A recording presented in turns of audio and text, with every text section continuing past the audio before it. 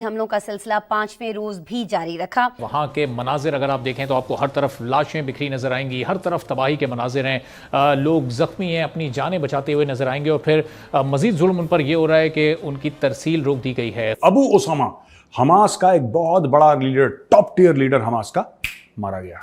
कल ही इजराइल ने 2 और लीडर मारे थे। अल-क़स्साम ब्रिगेड के सरबराह के घर पर इजरायली हमले में सुप्रीम कमांडर मोहम्मद अल-ज़ैफ के वालिद, उनके भाई, भतीजे और उनकी पोती के शहीद होने की इत्तलात है। 5000 रॉकेट किसने पहले छोड़े? जंग का आगाज किसने पहले शुरू किया? नेतन्याहू का ये दावा है कि इस बार गाजा को पूरी तरह से खत्म कर देंगे, पूरी तरह से फलस्तीन को क्रश कर देंगे। इस वक्त भी रॉकेट और मिसाइल बरसाए जा रहे हैं। फलस्तीन की वजारत खारिजा ने यह इल्जाम भी आयद किया है कि इजरायली फोर्सेस ममनुआ फास्फोरस बम्स का इस्तेमाल कर रही हैं, जिससे अब तक 1000 से ज्यादा फलस्तीनी शहीद और 9000 जख्मी हो चुके हैं और इसके सबूत भी पेश कर दिए गए हैं। अल्लाह अकबर के नारे पर पीरियड्स में खून से लथपथ महिलाओं को न्यूड परेड करा करके उसकी टांगे काटी गई। कहाँ का इंसाफ है? कहाँ का मुसलमान है? कहाँ का दीन है ये? क्या आप देखिए, औरतों को पकड़ रहे हैं, बच्चों को आपने हॉस्टेज बना लिया है, लड़की के कपड़े उतार दिए हैं और फिर अल्लाह अकबर के नारे लगा रहे हैं। ये कौन सा इंसाफ है? ये कौन सा इस्लाम है? मुझे आप बताइए। अगर आप अश्लीलता की हदें पार कर सकते हैं तो कोई यहाँ पर हाथ में चूड़ी और हाथ में मेहंदी लगा करके नहीं बैठा है।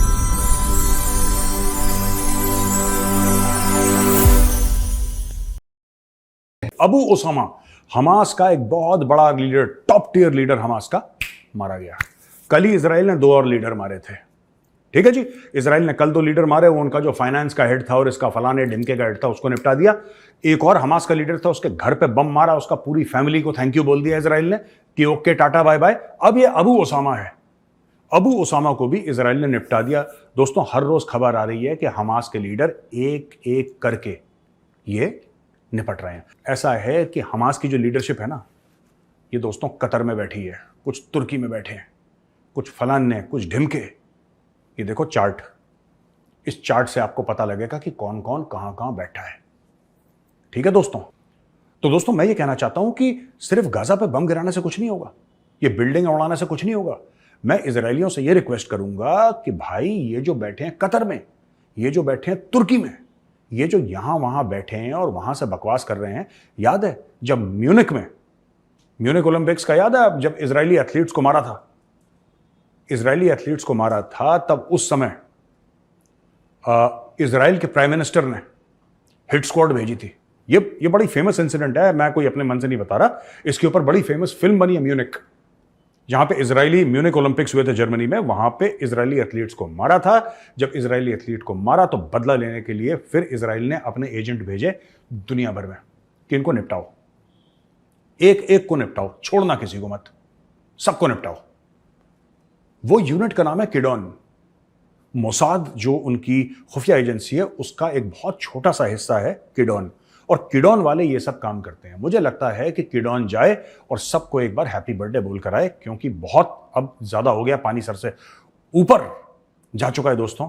और मुझे लगता है कि जितने भी अबू उसामा टाइप के रह रहे हैं ना, कोई छुप के कतर में रह रहा है, कोई छुप के तुर्की में रह रहा है, सबको एक बार थैंक यू और हैप्पी बर्थडे बोलने का वक्त आ गया है। बाकी आप जानते ही हैं, भारत गांधी का देश है, भारत बुद्ध भगवान का देश है, और हम लोग शांति प्रिय लोग हैं, ये सब तो आप जानते ही हैं।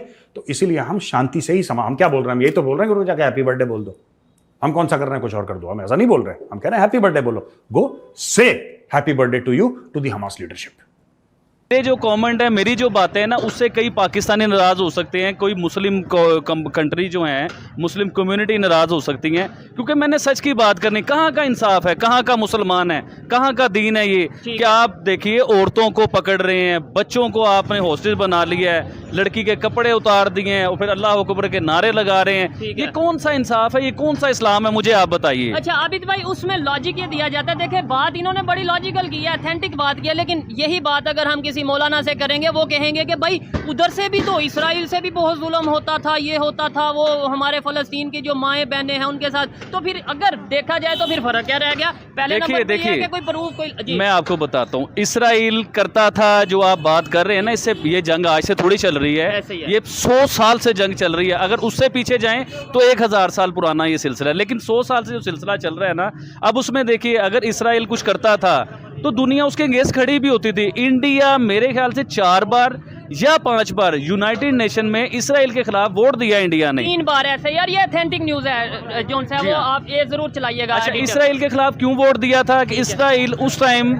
फलस्तीन के बच्चों के साथ ज्यादती कर रहा था, औरतों के साथ ज्यादती कर रहा ह्यूमन था। राइट की अगर जी हाँ। वायलेशन हो रही थी तो उस टाइम इंडिया खड़ा हुआ, उसने वोट दिया। आज इंडिया इसराइल के साथ खड़ा हुआ है, क्यों खड़ा हुआ ठीक है है। उस चीज को भी तो समझिए आप। देखिए 5000 रॉकेट किसने पहले छोड़े, जंग का आगाज किसने पहले शुरू किया, लोगों को गिरफ्तार किसने पहले किया, औरतों के कपड़े किसने उतारे, अल्लाह अकबर के नारे कौन लगा रहा है, जुल्म कौन कर रहा है। ठीक है। तो जब आप जुल्म करेंगे तो फिर जुल्म बर्दाश्त करने की हिम्मत भी रखिए भाईजान। ठीक है। अगर मैं ऐसी बात करता हूं तो मेरे पर फतवे लगते हैं, मौलवी मेरे पीछे पड़ जाएंगे, लेकिन सच बोलना भी तो है ना, कोई तो एक होगा जो सच बोलेगा। जब पिता की तरह अपने देश की, अपने देशवासियों की मदद करने के लिए, अपने देशवासियों को सेव करने के लिए पिता की तरह जब इजराइल खड़ा हुआ और उसने गजा को मुंह तोड़ जवाब दिया और कहा कि आज से न खाना, न पानी, न बिजली, न कोई फैसिलिटी, और धुआं धुआं गजा हो गया, धुआं धुआं गजा हो गया।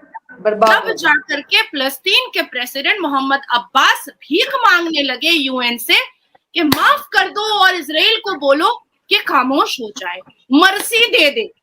और मैं इसका भी प्रूफ आपको भेज दे रही हूँ, आप इसको जरूर टैग कीजिएगा इसमें। जी मैंने टैग कर अब क्योंकि फिलिस्तीन ने सऊदी अरबिया से बात कर लिया, पूरे यूएई के बादशाह से बात कर लिया, कह रहा है कि अब तो इजराइल जो है वो तो अब हम लोगों को छोड़ेगा नहीं। और इजराइल ने हमेशा कहा है कि भाई हमको छेड़ो मत, और नहीं तो छेड़ोगे तो हम छोड़ेंगे नहीं। ये बात कल मैं मेन स्ट्रीम मीडिया में थी, मैंने साफ कहा कि इजराइल, मेरी आवाज अगर इस मेन स्ट्रीम मीडिया से जा रही है तो छोड़ना मत, इतना ठोको, इतना ठोको, इतना पेलो कि पूरी जिंदगी याद रखे कि अब दोबारा नहीं कभी, अब दोबारा नहीं कभी। और जो वहशी हरकत किया है हमास और फिलिस्तीन ने, तुमने अल्लाह अकबर कहकर क्यों किया? क्यों किया तुमने अल्लाह अकबर कहकर? तुमको किस कुरान ने, किस हदीस ने, किस शरिया ने और किस 30 पारे ने तुमको इस बात की अथॉरिटी दी है कि तुम अल्लाह अकबर कह करके औरतों का बलात्कार करोगे? और यही रीजन है कि सऊदी अरबिया ने और पूरे एंटायर यूएई ने खड़े होकर के ये ऐलानिया कहा कि वो इजराइल के साथ स्टैंड कर रहे हैं। अमेरिका ने कहा, जो बाइडेन ने, कि मैं इजराइल के साथ खड़ा हूं। उसके बाद फिर ब्रिटिश ने कहा कि मैं इजराइल के साथ खड़ा हूं, फ्रांस ने कहा कि मैं इजराइल के साथ खड़ा हूं, इंडोनेशिया ने कहा कि मैं इजराइल के साथ खड़ा हूं, भारत ने सबसे पहले कहा कि मैं इजराइल